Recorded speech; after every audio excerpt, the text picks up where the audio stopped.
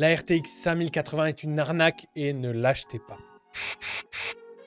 Aujourd'hui, on va voir tout ce que l'on sait des cartes graphiques RTX 5000, leur date de sortie, la puissance supposée, le prix, et on passe surtout en revue les annonces et les mensonges de Nvidia surtout. Comme ça, vous saurez si vous feriez mieux de les attendre ou si vous pouvez déjà vous laisser tenter par les modèles 4000. Avec la série RTX 4000, celle qui est basée sur l'architecture Ada Lovelace, Nvidia avait déjà frappé ultra fort en termes de performance. Surtout sur les modèles haut de gamme, comme par exemple la RTX 4090, et on en parle parce que c'est le point de comparaison ici. Mais le constructeur ne comptait pas s'arrêter là, puisque la prochaine génération, qui porte le nom de Blackwell, devrait hausser encore plus la barre. Nvidia clame haut et fort que la RTX 5070 permettra d'obtenir des performances similaires à la RTX 4090 pour un prix de 649 €. Rappelons que cette dernière coûte actuellement entre 1400 et 2000 €. Mais voilà, cet argument, il est faux, ou du moins en partie. Le DLSS 4 qui a été introduit, il apporte une nouvelle fonctionnalité qui s'appelle le MFG, le Multi-Frame Generation, qui vise en fait à améliorer les performances des jeux en générant plusieurs images à partir d'une seule. Selon Nvidia, cette technologie, elle pourrait multiplier les FPS par 4 en mode performance, comme démontré dans un cas extrême où Cyberpunk 2077 passe de 28 FPS à 240 FPS. Et tout ça avec le DLSS 4 activé. Seulement voilà, les tests ils ont été réalisés en 1440p. Et la RTX 5070, bien qu'annoncée comme plus performante que la 4090 dans certains cas, souffre de pas mal de limitations. Déjà, elle embarque seulement 12 Go de mémoire GDDR6 avec un bus mémoire de 192 bits, ce qui limite un petit peu la bande passante totale.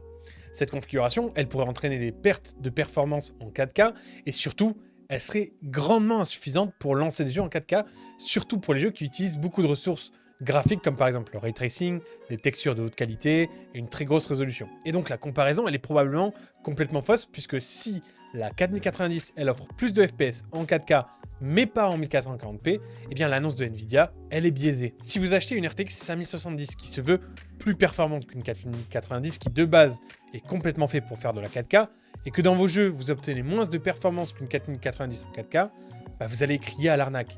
Et vous avez raison puisque c'est un scandale. Donc le marketing a été complètement exagéré, et si vous voulez des performances similaires à une 4090, il faudra vous diriger probablement vers une 5080 au minimum, et encore. Il suffit de regarder la fiche technique pour s'en rendre compte. La 4090, elle a plus d'EA TOPS avec 1321 contre 988 pour la 5070.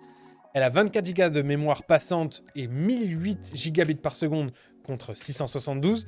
Et surtout, elle a un nombre de cœurs CUDA qui est bien inférieur. Je parle bien sûr de la 5070 par rapport à la 4090. Et on peut continuer comme ça avec tous les specs. Non, le vrai concurrent de la 4090, et encore, c'est la 5080. Même là, les specs, ils sont en dessous, hormis en teraflops et en EAFlops. Même le nombre de cœurs CUDA est inférieur, puisqu'avec la 4090, il a 16 384 contre 10 752 pour la 5080. Mais alors, pourquoi Nvidia clame haut et fort que la RTX 5070, elle est supérieure à la 4090 ? Eh bien, si on se fie à la performance pure, en termes de FPS affichés, c'est le cas. La 4090 n'embarque pas le DLSS 4, contrairement à la 5070, et donc ne profitera pas de cette fonctionnalité pour générer plus d'images, tout ça généré par IA, qui elle en fait va booster artificiellement vos FPS en générant ce qu'on appelle de fausses images à l'écran et donc faire grimper le compteur de FPS. Et c'est pour ça que Nvidia en fait a mis le paquet sur les cœurs d'IA, parce que c'est leur fer de lance qui va en fait leur permettre de faire plus de performance entre guillemets sans faire augmenter les coûts physiques, puisqu'elles ne sont pas liées à une performance brute physique. Mais le DLSS 4, il a quand même un problème majeur. Pour fonctionner, il doit être supporté par le jeu en question. Et ce n'est pas le cas de tous les jeux. De plus, il génère artificiellement des images, ce qui ajoute énormément d'input lag. Et ça ne permet pas d'obtenir tous les paramètres graphiques classiques, puisque pour générer des images par IA, il faut qu'elles soient compatibles. Et surtout, ça ne reflète pas les performances brutes de la carte, qui restera toujours plus performante dans des applications de montage, de 3D, d'effets spéciaux, etc. Puisqu'on ne parle de génération d'images que dans les jeux. Et donc si jamais vous prenez votre 5070 pour faire du montage vidéo intensif, des effets graphiques, etc., elle n'aura pas la puissance d'une 4090. Donc non, si vous avez acheté une 4090, ne la vendez pas. Par contre, pour ceux qui veulent acheter une carte très puissante à bas prix, juste pour le gaming, c'est le moment de se précipiter sur la 5070 ou de racheter une 4090 d'occasion. D'ici notre couverture des annonces d'AMD et des meilleures annonces de la tech, je vous invite à vous abonner et à aller voir nos autres vidéos et à nous dire en commentaire si ces nouvelles cartes font d'ores et déjà de l'œil ou si vous comptez attendre encore un peu avant de mettre la main au portefeuille. C'était Matt pour Wondershare, c'était un plaisir et je vous dis à très vite.